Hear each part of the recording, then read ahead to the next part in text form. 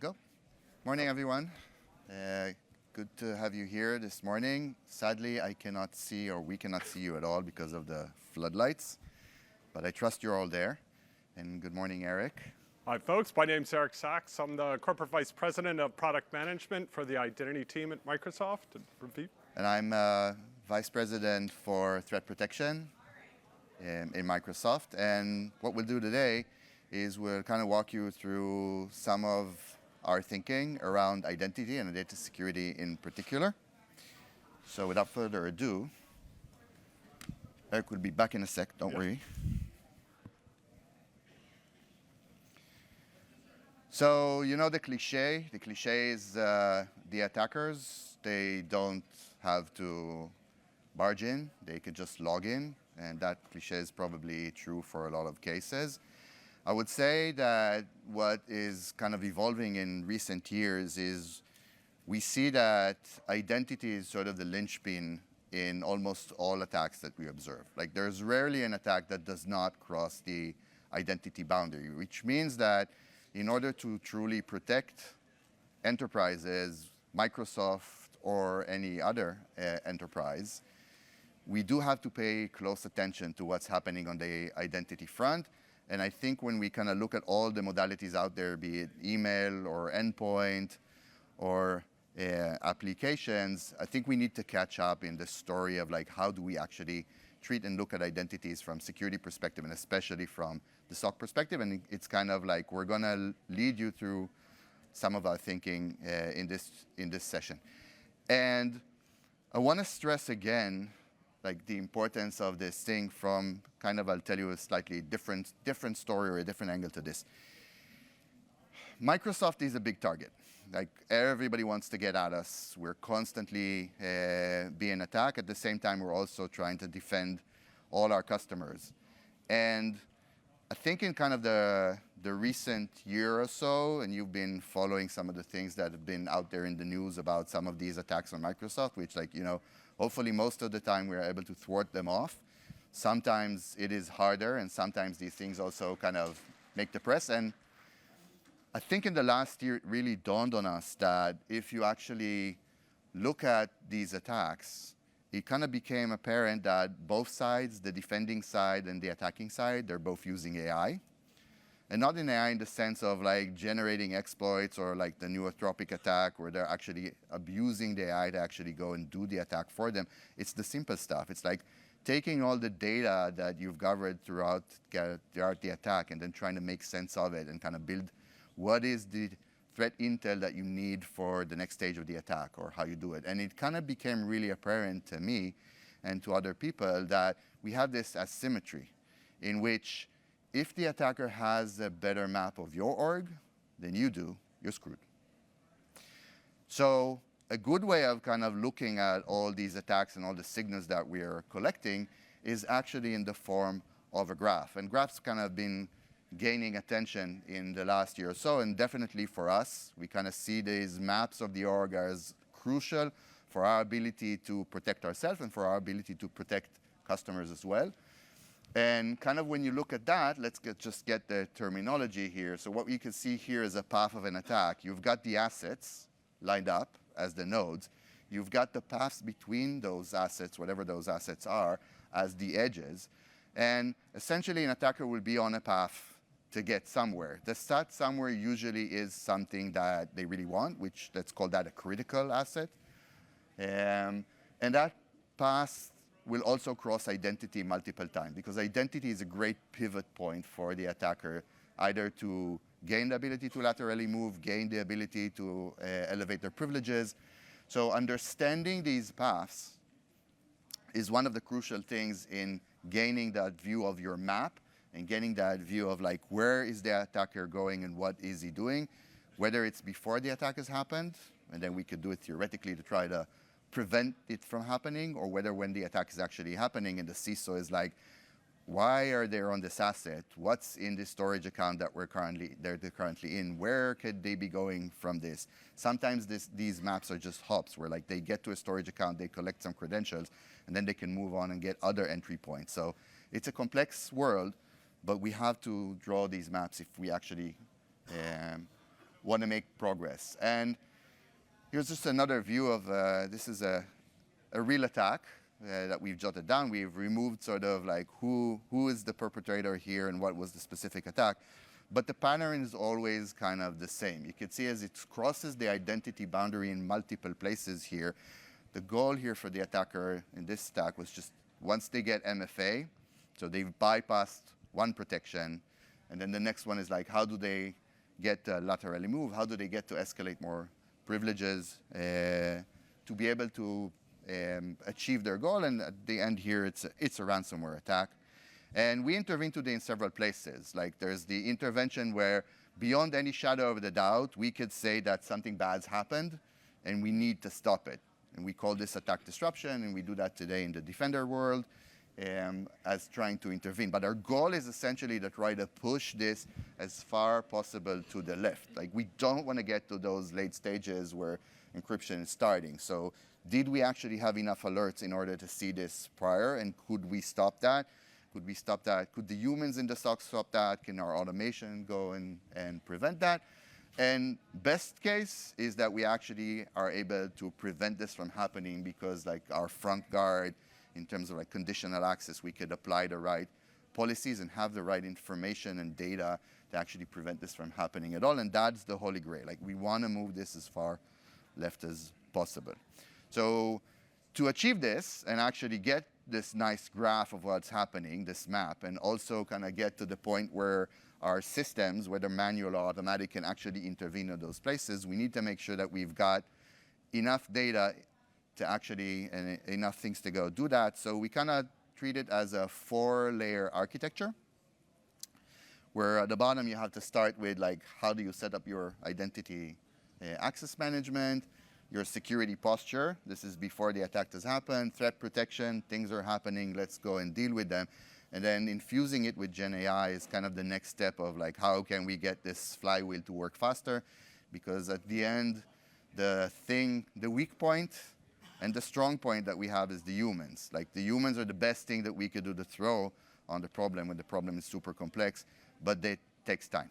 So if I get this thing and it sits in the SOC queue for an hour and a half, we might be at an encryption pace by the time they actually get to figure out what's going on. So we need to shoot first, ask questions later, and we'll get to that. Eric, you want to take it from here?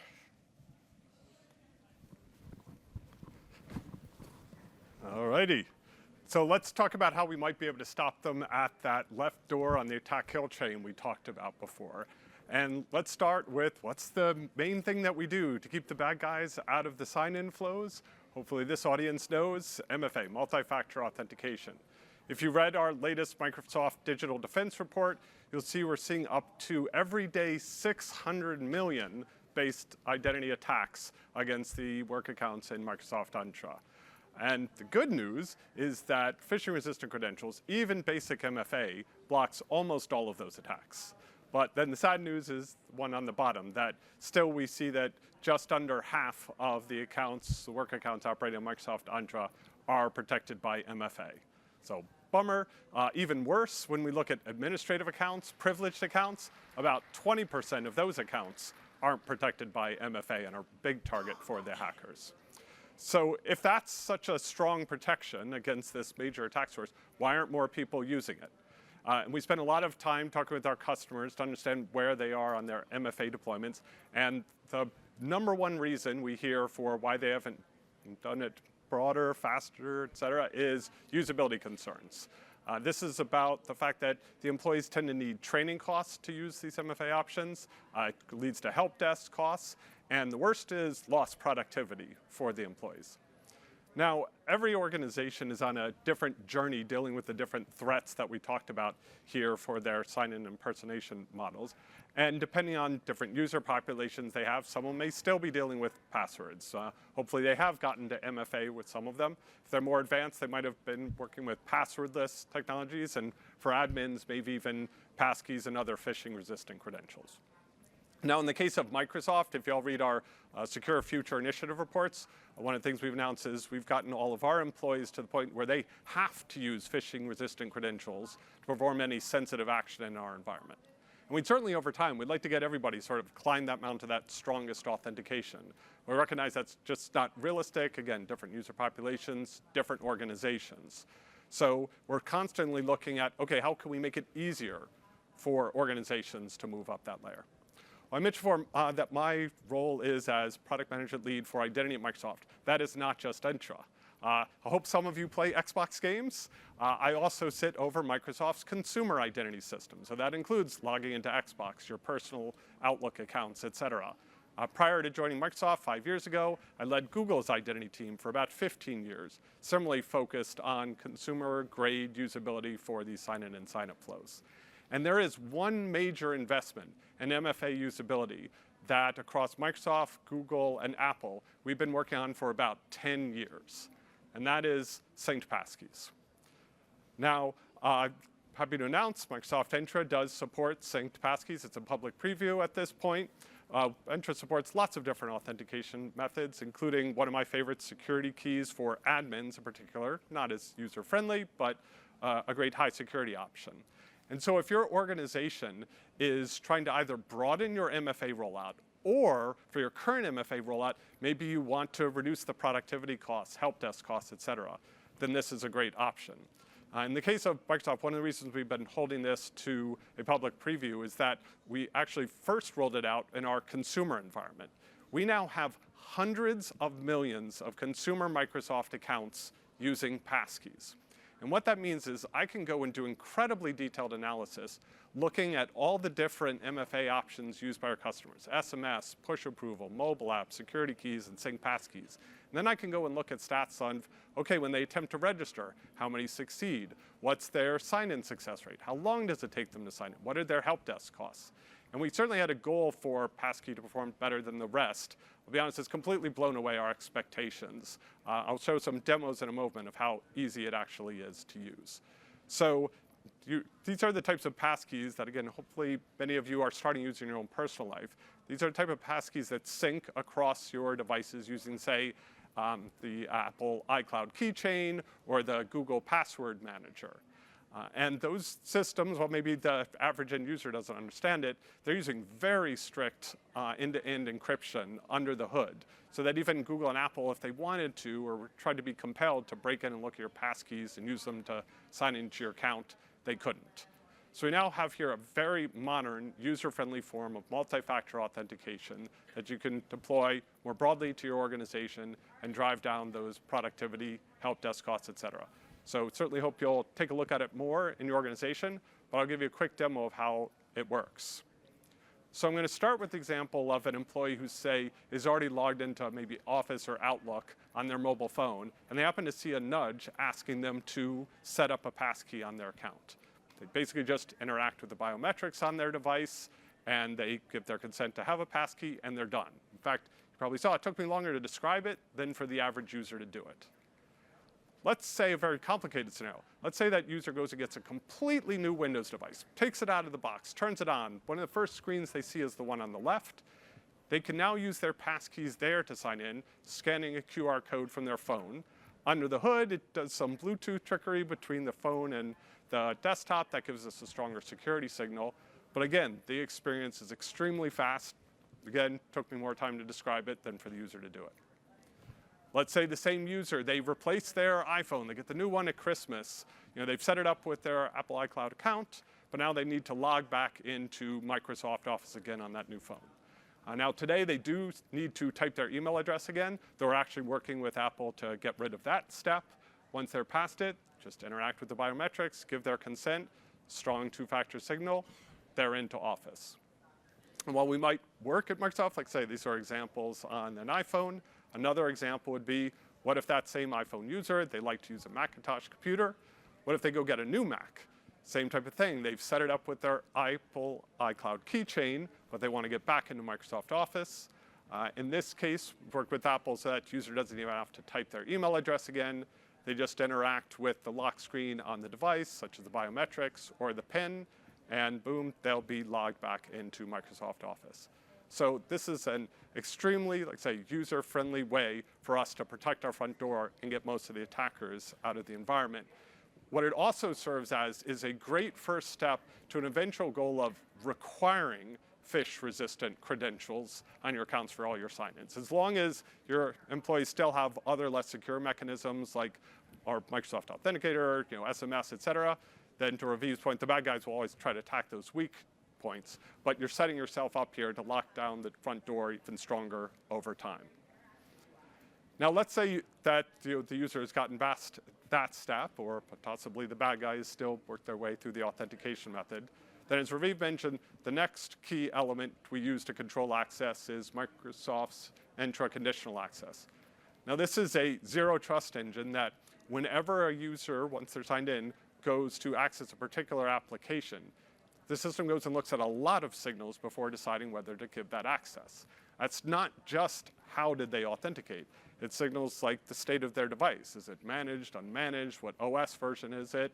Looks at network signals, time of day signals, a whole bunch of things to decide, okay, for this user, based on their role in the company, the groups they're a member of, should they have access to a particular application from this device the way that they've authenticated? And if not, the access is blocked. Maybe they're told they have to more strongly authenticate, or they have to enroll their device in device compliance. But if they meet all those requirements, then they are allowed access to the application. Now, historically, our customers use this for applications that directly integrated with Entra via federation protocols like OpenID, SAML, OAuth. Well, that's great, but a lot of us have applications that it's too expensive to go back and modify, or maybe you just can't modify them. So I want to talk about two other Microsoft Entra features that expand the value of that conditional access system to more apps. The first is the one on the left called Microsoft Entra Private Access. Think of this as a smarter VPN. Many of us have used VPNs for 10, 20 years. Usually you sign in, frequently without MFA, and then you get unfettered network access to your internal environment. But with smarter VPNs like Entra Private Access, the industry likes to call them zero trust network access models, we've actually imposed our identity controls at the network level. We've learned what are the IP addresses and DNS destinations for particular applications in your organization. And maybe you have some such applications where you want to impose some pretty strict security requirements. But again, maybe it's a really old app, you can't go back and modify it to understand OAuth and OpenID and SAML. Well, at the network level, when you make that connection, we're going to again look at the same signals and conditional access. How did you authenticate? What's the state of your device? What network are you coming from? What time of day? What's your role? What groups are you a member of? And decide, should you have access to that particular application in your environment? So this is a way for you to enforce MFA on even those legacy apps that maybe they stopped being changed 20 years ago, but that you have to continue to maintain. And an example of a very critical such application you might want to protect is an Active Directory domain controller or LDAP server, other pieces of your identity fabric that are on premise. You can, again, use conditional access to not just protect them with MFA. Maybe you want to acquire a corporate-owned, fully managed corporate device with the latest operating system, network controls, et cetera. You can do all of that with Entra Private Access. Now, that gets you pretty far, but then what about the applications on the open internet that your employees access and which are not directly federated with Entra? We apply the same thing there with what we call Entra Internet Access. It's just looking at all the network traffic, what DNS and SSL endpoints are you going to, and you can do some basic stuff, like say, block access to gambling websites that employees don't need to be able to access while they're at work. But maybe there's some other websites out there that are not as malicious, but where you're concerned about accidental or malicious leakage of corporate data. So then the next one is, what if there's a very important application that your company uses on the internet, but you haven't been able to get it to federate with Entra yet? Well, this is a way for you to start imposing those conditional access zero trust controls, again, around strong authentication, device compliance, network roles, et cetera, to control and, if necessary, block that access if the user and device don't meet all of your requirements. So hopefully this gives you a sense of how we're expanding with Microsoft Entra that layer of your identity fabric to all of your applications. However, we're sitting here at Ignite. We're spending a lot of time talking about generative AI. So while I just mentioned conditional access support for users and apps and devices, what about for agents? Well, hopefully you all have seen that we announced this week Microsoft Entra Agent ID. I won't have time to go in depth on it today, but there are other sessions on it. But the basic idea is to make conditional access aware of agents as well. Because agents, just like users or any workload, they can be overprivileged, they can be compromised, so they're a new part of the security attack graph. And so by having an agent become plugged into the Entra directory, we can now start to apply some of the Entra conditional access controls. Basic course code controls like, should this agent even have access to this resource? And hey, is that agent coming from the network location that is expected for it? If not, why? Let's go ahead and block that. So these are all the types of investments we're making to try to, in Raviv's attack graph, block that front door so that the users don't get further into the environment. But as we like to talk about in Zero Trust model, assume breach. So what are we going to do if they get past these steps? Raviv, do you want to come up? Next step. I just have to say, I don't know if you guys can hear because of the headphones. Like, those guys over there seem to be having more fun. So what I want to ask you is just like to clap a bit so they'll be jealous. Like, yeah. Thank you. Okay, so we've got the foundational piece done. Let's move on to like posture and threat protection. So identity fabrics are complex, and I'd love it for everybody to just have Entra as the identity fabric for everything, including all the things that you have. But we also recognize that sometimes you do need to augment it with other stuff, and sometimes there are other identity fabrics out there. And in order to actually defend the state, you need to take account of all of these things. And in general, like when we're trying to build this map, getting the identity fabric across all of the types of identities and types of systems that you're using is super critical if we actually want to defend it well. Because otherwise, again, back to the problem, if the attacker knows that your identity on, say, Salesforce and your identity within the Microsoft ecosystem is actually the same person. If they know that, but we as defenders don't understand that connection, then they have the advantage of us. So one of the things that was really important for us kind of as we're progressing through this threat protection view of the world is, can we create this accurate map? Because we wouldn't want to overlay the attack paths on it. That would aptly represent the steps that the attacker can take within our system, and how do we either harden against it or react to it. So one of the things I'm going to show you in the demo in a few minutes is sort of how are we giving you guys tools in order to try to do this mapping. And some of that would just come from the identity fabric. If your main identity provider is us with Entra.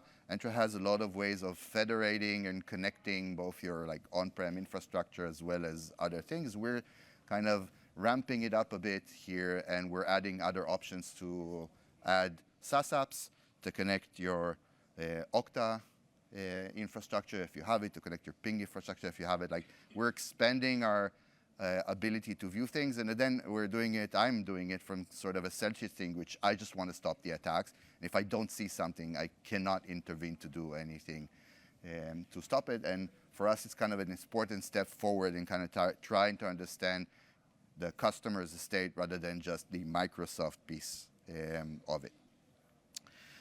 So let's talk about posture and let's talk about threat protection.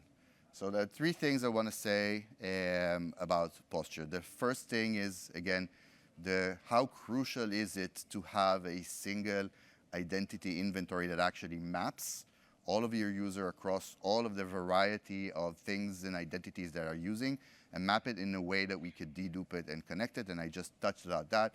And it's really important for that base thing of having the right map. The second thing is, I urge you, when you look at this map, let's say I'd give you the map of your entire estate and all your assets and all their states, and I'll tell you even if what is the secure score for each one of these assets, and is it compromised, is it unpatched, is it misconfigured, what policies apply to that. Trying to deal with that in terms of posture, to go and close all of these open challenges and make sure that the posture is tip-top shape is essentially a boil the ocean problem. And it's been bothering me for a lot of time as to like, how do you even approach it? And I think some of like the best thing that the industry can offer today are things like, okay, let's look at, say, devices. Let's look at all the potential problems with the device in terms of like what CVEs are on this device. And we'll prioritize it by looking at the CVE by their CVSS score, and we look at it by trying to understand what that device is and maybe like assign some business account. At the end, this all ends up with a list of 10,000 things, and I'm saying 10,000 is probably more than that. That is like prioritized in some way, and some admin's supposed to go and deal with it. And it takes time and effort, and at the end, we will always patch the top things, or we will fix the top things, or we'll fix the policy application for the top things. I'm not sure the attackers are following the top 100 list. So what can we do differently, right? Like, how can we maybe try? We should still do those things, and we should still automate those things, but how can we approach it differently? I think trying to approach it differently, if you do want to have a dedicated posture initiative, is start with your critical assets. Identify those assets in your organization that are the critical points within that map. These are the holy grail points that the attacker is after. Those are usually just 1% of the entire estate of assets that you have. Focus on them and do the third thing here, which is map all the attack paths that are going to that critical asset. And that is a tough job to do, but there are multiple ways of doing it. You could look at the paths of the attack that are already happening. That would give you a good attack path that's already in motion. You could use red teaming tools. You could do exercises, purple team exercises, tabletop exercises. We will give you tooling to do a lot of that, and it's part of the journey that we are on to expose more and more of how can you determine what your attack path is. But if you focus on the 1% and you need to get those attack paths eliminated, it becomes a much simpler problem. Because if you think about it, and there's an attack path, again, these guys are clapping. If you think about the attack path, then in order to eliminate an attack path, I don't necessarily need to go and immunize or fix all the assets along the path. I just need to sever one edge. That is a much simpler problem to have. So knowing where to focus, which is not necessarily the highest priority CVSS, focus on that as well. Actually understanding what the Holy Grail is and then working backward from it is, I think, the new approach we should all be taking. And like, we will go there for you, but don't wait for us. On threat protection side, I'd say there are several things. One is you got to gain the visibility. Like, if you don't see it, back to why I'm interested in collecting all those types of identities and connecting them. If you don't see it, it doesn't happen. Well, it doesn't happen from the defender's point of view. It does happen from the attacker's point of view. We need to, and we talked about it earlier, we need to act faster. A lot of the times you see things like human-operated ransomware or back attack or adversary in the middle attack, and just the time it takes the SOC team to respond, they're doing their best, but the time it takes them to respond means the attack is progressing, and the more the attackers automate, and they automate, we have to automate on the other side of it. Like, we have to move faster, and again, you'll see a lot of the things that we're doing today is about that. And the last thing is the modalities. Like, we're beyond the point in which we could look at just identity, just endpoint, just SaaS apps, just cloud, and try to fix things just looking at that modality. We're at a point where the attackers are crossing across, they're moving across. This is the standard MO today. You start in modern workplace and you go to cloud. You pass through identity, but you do that. So you have to connect the dots across all of these things in order to create a coordinated response. So I just want to show you some of the new things that are kind of highlighted today in the Defender portal. First of all, we've tried to kind of collect for you and aggregate from across all the defenders and everything into this one identity dashboard, right, the ITDR dashboard. And what you can see here basically is you can see your high privilege identities. You can see if there's like anything to do with deployment health that you need to attend to, and sort of like what's your posture state for identity. You could dive and click through to go look at any given identity. In this case, we're looking at Eric here. And if we go to his user page, the thing I want to show you here is we are actually able to correlate here. Some of it we could do automatically. Some of it we actually need help with the mapping. But we're actually able to correlate Eric's identity across the different identity providers here. And one of the features that I'm proud of is that now that we've got the identity inventory, you can also assign the SaaS application identities for Eric. And knowing that connection, again, means that we now automatically take steps in the case that there's an incident in play. We will take steps to take active remediation across all of these surfaces.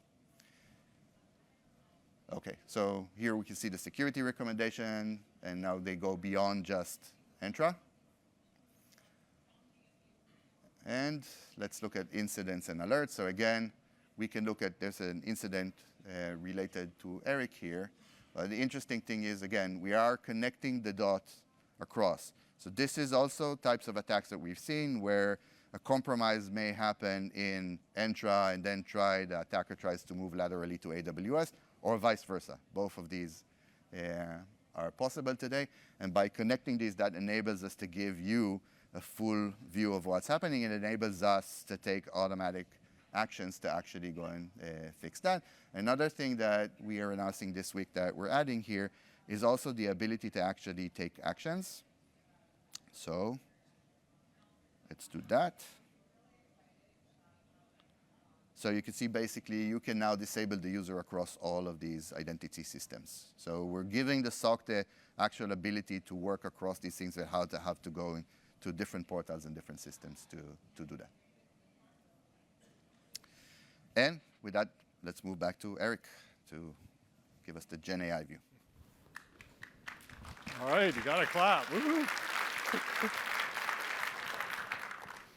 All right, so I want to go back to that earlier attack chain where we showed on the left, these bad guys are still attacking our sign-in flows, and we showed some great ways to try to protect those, multi-factor authentication, passkey, et cetera. But the bad news is that the bad guys are increasingly using generative AI at the level to make their attacks more sophisticated. Again, whether it's against the authentication, the impersonation, et cetera.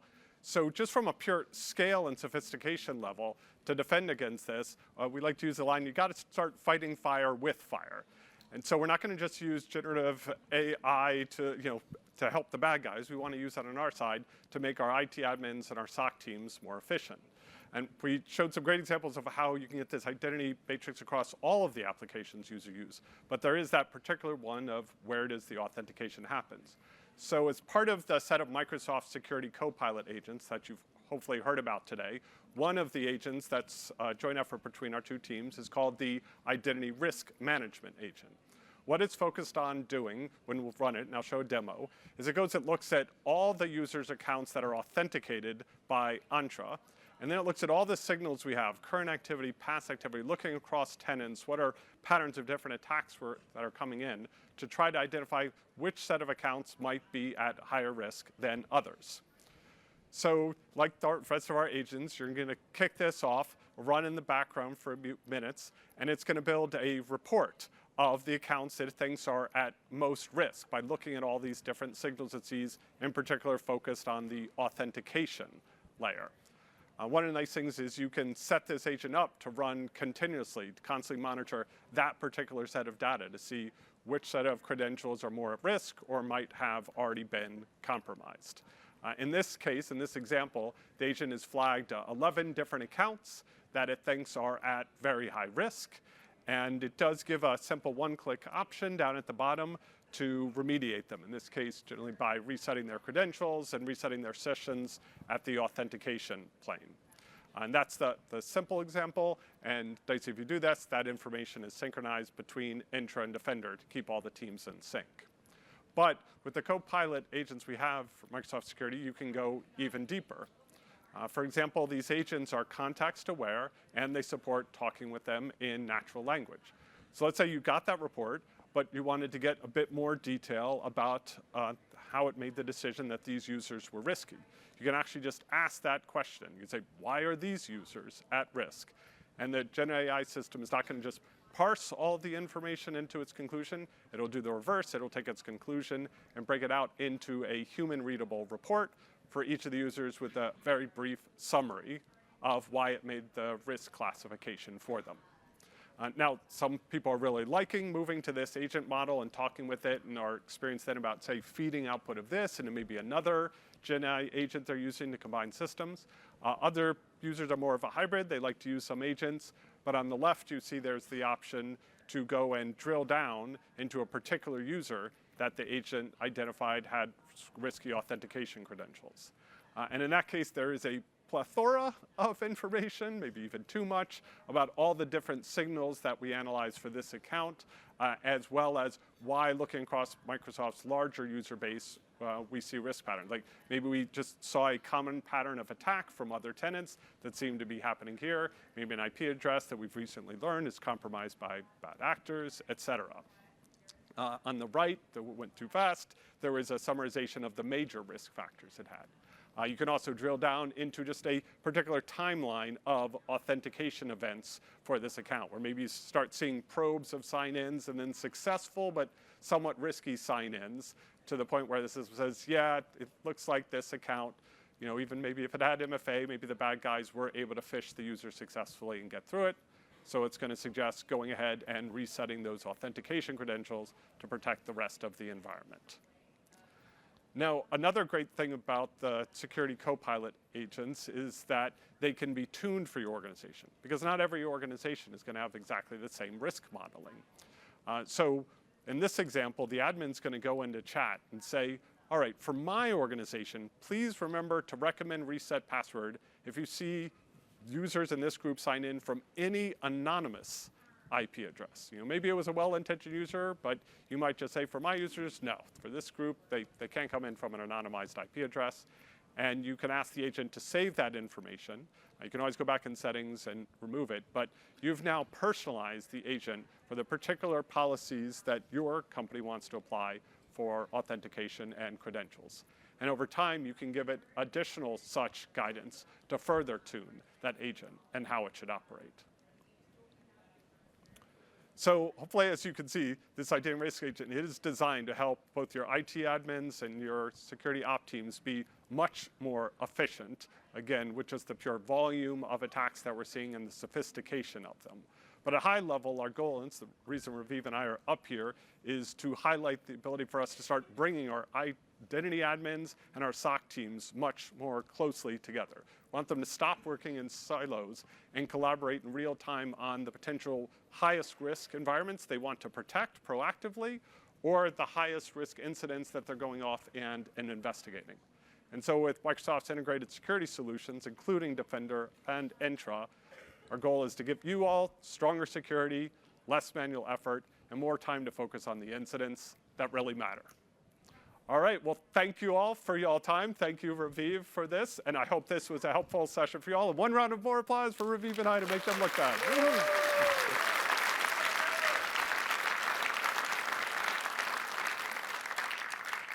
All righty, got a few minutes, folks, but thank you very much for your time.